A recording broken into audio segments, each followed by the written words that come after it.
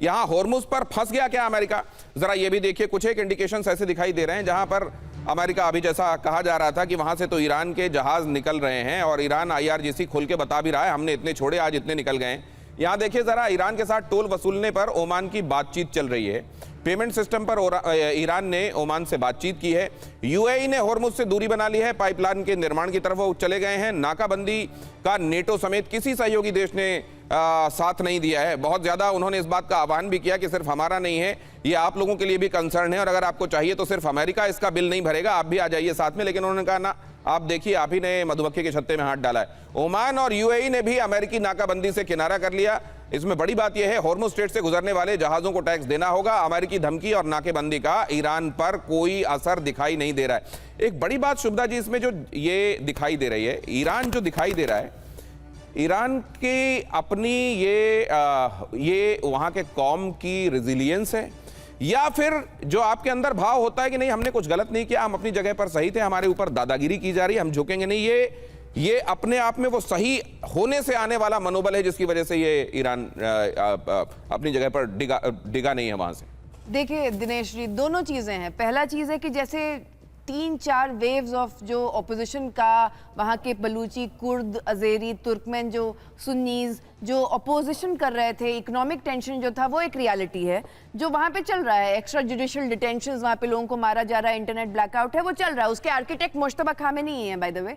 दूसरी तरफ IRGC और आर्तेश जो ईरानियन आर्मी है, उनके बीच में भी थोड़ा सा डिवीजन हो गया है। और तीसरी चीज है कि ईरान को ये पता है कि वो सैंक्शन झेल सकते हैं, उनको पता है कि वो स्ट्राइक झेल सकते हैं, न्यूक्लियर साइंटिस्ट को मार दिया झेल सकते हैं, लेकिन US और इजराइल के अगर सामने सरेंडर कर दिया तो ईरानियन जनता फिर उनको कोई भी लेजिटिमेसी नहीं देगी। ये बहुत अच्छे से उनको पता है। तो एक डर भी है, एक घमंड भी है, और एक ये भी है कि आपने जो स्ट्राइक किया वो इलीगल था। राइट।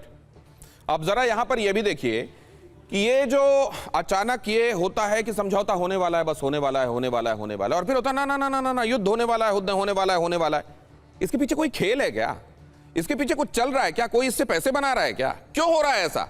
इसके पीछे भी कोई पैटर्न है क्या? ये भी समझने की कोशिश करेंगे। लेकिन पहले जरा देख लीजिए, ये अगर आप देखें होर्मुज की मुसीबत, ये जो है दुनिया में क्रूड की क्राइसिस जो बनती है, ये क्या जानबूझकर बनाई जाती है? क्योंकि यहां तारीख के हिसाब से कुछ एक चीजें अगर आप देखें, कच्चे तेल की कीमत में गिरावट, कच्चे तेल की कीमत में उस समय क्या फ्लक्चुएशंस देखे गए, और ये तारीख, उस तारीख को क्या हुआ था? 25 मार्च 2026 बातचीत की उम्मीद जगी थी, 6 से 7% की गिरावट देखी गई।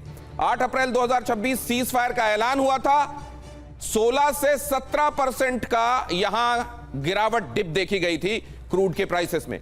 अब जरा यहां चले आइए, 15 अप्रैल 2026 नई शांति वार्ता की खबर, यहां पर भी डिप देखने को मिला। और यहां देखिए जरा, 17 अप्रैल 2026 होर्मुज खोलने का ऐलान जब हो रहा था कि बस होर्मुज खुल ही गया, लगभग 8 से 10% की गिरावट आई।